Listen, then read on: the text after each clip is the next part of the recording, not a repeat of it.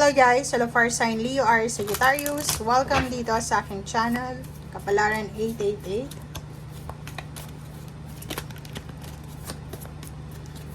Fire sign Leo, Aries, Sagittarius. Oh, okay.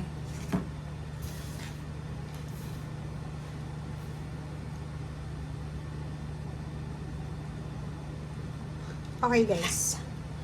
Kung makikita mo dito fire sign, sinasabi ng barahan na meron kang siguro pinapangarap sa buhay.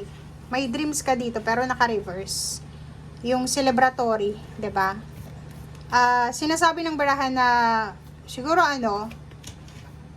hindi mo pa masyadong nararamdaman, 'di ba? Kahit na parang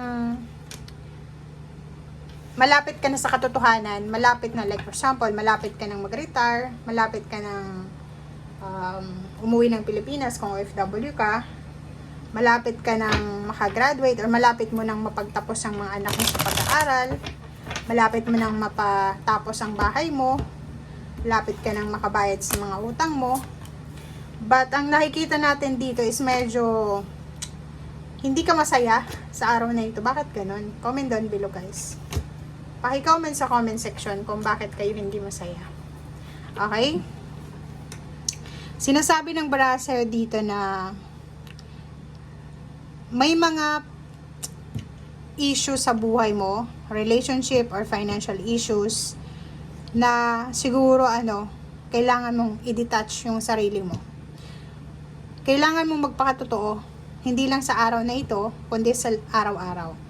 Meron ka sigurong, kasi kung makikita mo to, na take off your mask, meron kang pinoproject sa paligid mo na hindi totoo. Kailangan mong alisin ang sarili mo dyan. Diba? Take off your mask, alisin mo yung maskara mo, be true to yourself, detach yourself from drama, and i-prioritize mo kung ano itong pangarap mo. Okay? And have faith na lahat ng ito na gagawin mo is para sa'yo. Makakabuti yan sa'yo. Okay? So, atong 5 cards na to sa unahan is sobrang napaka-importante sa'yo ngayon. Kasi parang sobrang toxicity sa paligid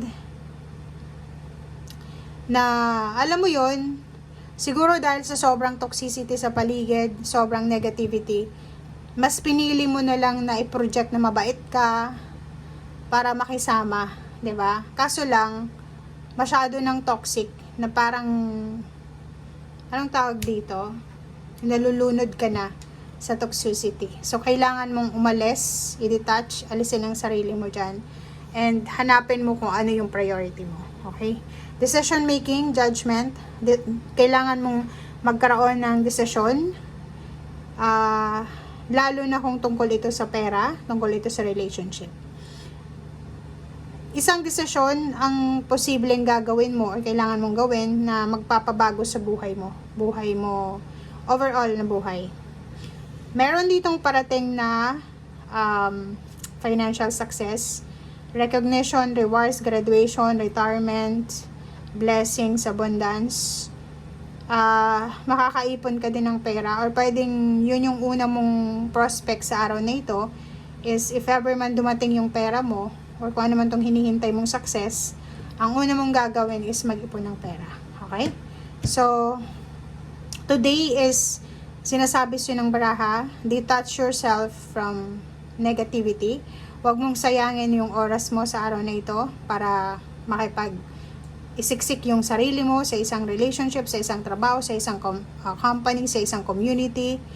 Have faith na kaya mo kahit walang sino man. Okay.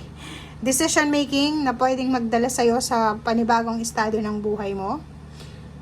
Isang good news tungkol sa pera, tungkol sa recognition, rewards, awards, graduation. And nakikita mo, nararamdaman mo na malapit ka nang makapag-ipon ng pera. Okay? So, thank you guys and see you again. Bye!